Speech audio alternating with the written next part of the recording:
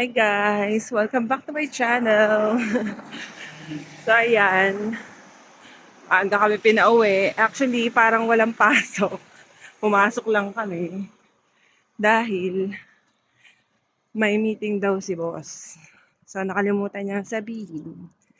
At balik na lang daw kami bukas ng umaga. So, naisip ko, wala namang gagawin at nakakaburyong din sa bahay. Try kong maglakad-lakad pa uwi. May ba lang? Tapos chika lang tayo, ganun. Habang naglalakad ako. Kaya lang paahon to eh. So for the hingal ako habang sumichika, ganun. Unti-unti na tayong umaahon. At mag-i-stop over ako dun sa parang overlooking ng ano doon, ng dagat. Na may bench doon. So makakapagpahinga tayo. Tapos alam ko malapit din dito yung ano eh. Ay, nalampasan ko lang. Yung University of Dubrovnik. Ayun guys, nakita nyo naman ang mga motor. Parang may lakad din sila. Hingals.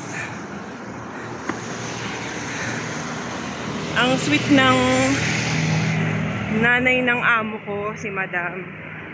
Nag-message kaninang umaga at mainiwan daw siyang salad dun sa apartment, sa fridge kung saan kami nag-work. Kaya na-appreciate ko siyang sobra kasi magbabakasyon daw siya. At sabi ko, thank you, Madam. Sweet, di ba? Nag-iwan ng salad. Para siyang macaroni salad na may veg. Marami ditong mga pet lover. Kagaya niya, no? Eh, nag-walking siya ng aso. So, guys, malapit na tayo sa ano, Dubrovnik. Ayan, ito. Dubrovnik University. Yan. Yan ang college dito. So, everyday, maraming napasok na mga estudyante kasabay ko sa bus. Yan siya, oh. Yorn.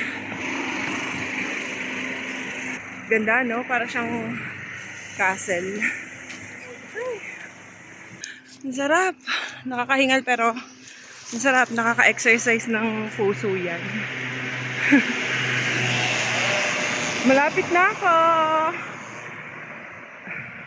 Ganda. May bench doon. Pwede makaupo. Ayun na guys.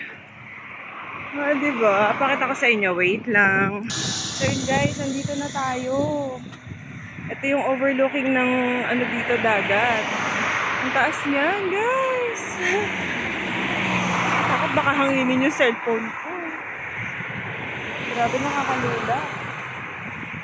Oh, ang ganda. Maganda tubig dito sa Croatia.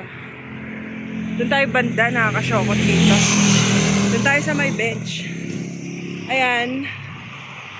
Kita nyo naman guys. Hotel yan. Yan.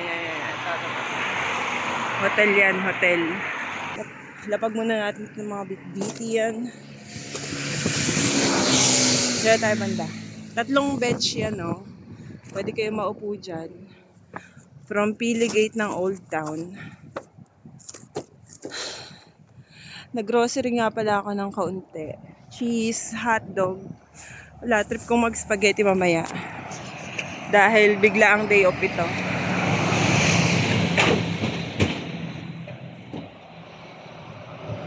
Mas ang ganda ng ano dito. Grabe. Ang ganda ng overlooking dito ng dagat, no? So mamaya magpipicture-picture ako dito. Kasi ngayon lang ako talaga nakatigil dito. Tuwing papasok ako, nakikita ko lang to. Pag nakasakay ako sa bus. Hindi ko pa to talaga na pupuntahan. Ngayon lang. Sarap huminga. Ang daming minsan tumatambay dito sa hapon. So ayan lang yung bag ko. Nilagay ko lang sa bench. Safe naman yan dyan. Wala namang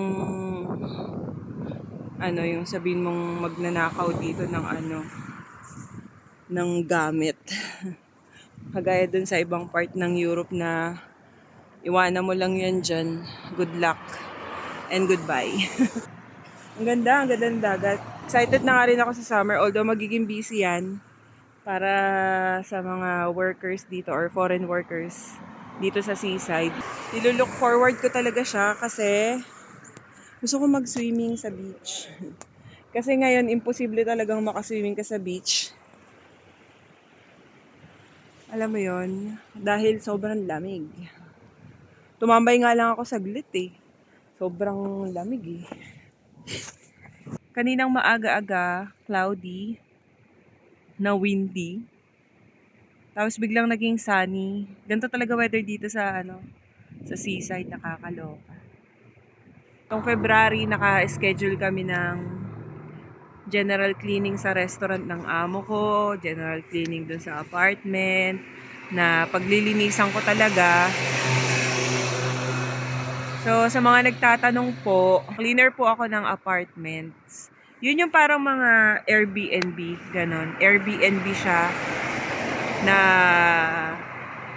yung isang nililinis ko, isang studio type apartment, isang 2-bedroom apartment, at saka isang 3-bedroom apartment. So maya-maya, uwi na rin ako. At bala kong mag-spaghetti. Pang merienda, ganun. Tapos, yun lang. Tong araw na to, relax lang, chill lang.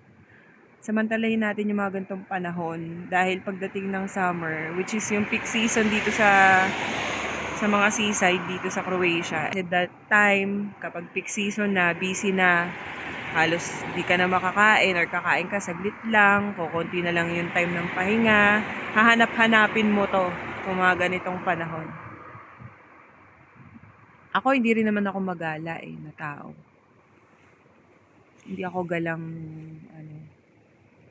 galang-gala. Mas gusto ko yung nag-chill lang sa bahay. Or ito, ganito, may pupuntahan ako sa lugar, chill lang. Kahit ako lang mag-isa, carry lang. Diba? Makapag-moment. Ang ganda naman kasi ng view dito. Tingnan nyo, guys. Oh, diba? Ayan, guys. Oh, diba? Ang ganda.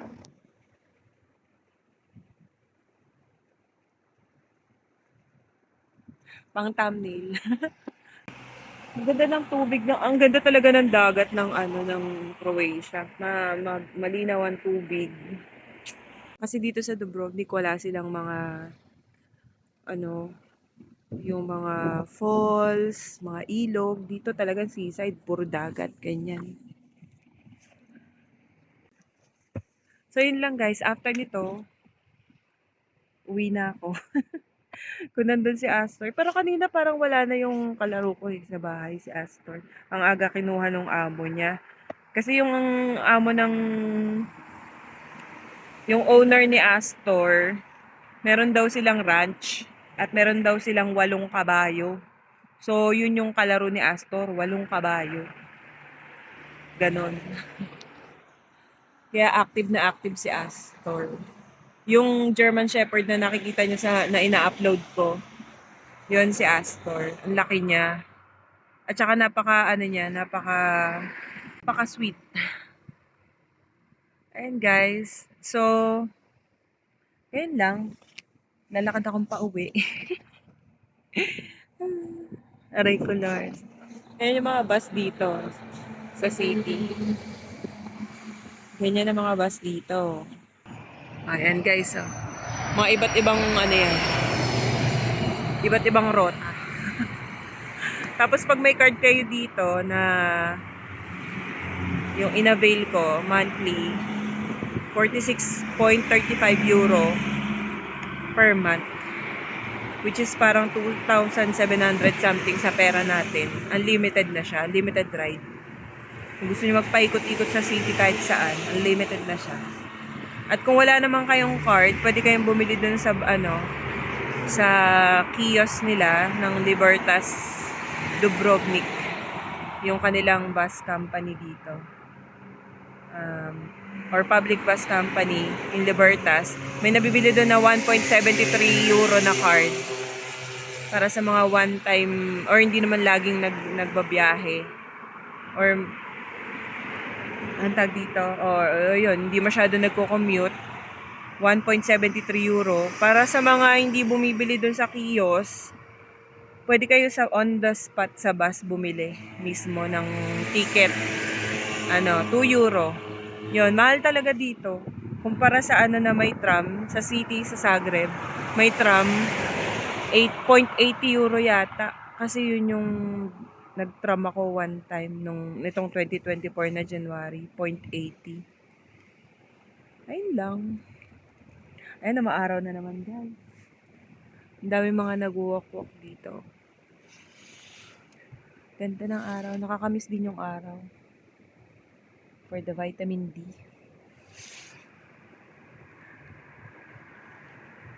Kasi minsan sa bahay nakaka-homesick eh.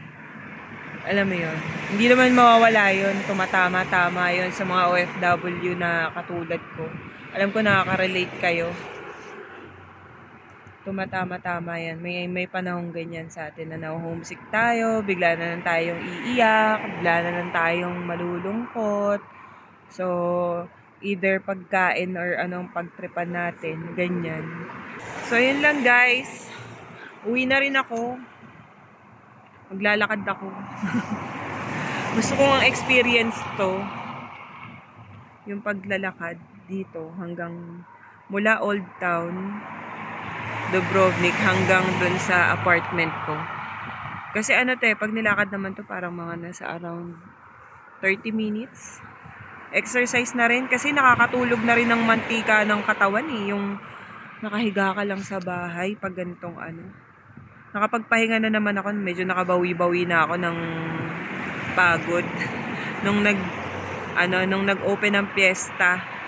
Nung Fiesta yung restaurant ng amo ko. Nag-kitchen helping ako doon. So for the bugbog talaga ako noon, Jai. Pero naka-recover naman ako na. Kasi buti na lang, very very eksakto yung Sunday kinabukasan. Kaya kahit na open yung city wall sa Dubrovnik for free. Kasi nga fiesta, hindi ko magawang pumunta kasi ang sakit ng katawan ko noon at pinahinga ko talaga ng bonggang-bongga. Pinahinga ko talaga ng bonggang-bongga. Free yung museum at saka yung lock room. Kaso talagang sobrang pagod ako noon nung Saturday, nung fiesta ng Dubrovnik. Nasa 150 daw yung guest noon. Imagine. Good experience. Pero talagang grabe yung pagod ko nun. Ibang level. So, medyo naka-recover na ako. At ngayon, maglalakad-lakad na ako pa uwi, guys. Yun lang, guys. Enjoy the rest of the day. At sa aking mga kapwa OFW dyan, lagi tayo magpipray ano man ang ating mga pinagdadaanan sa buhay. Don't forget, guys. Love you all.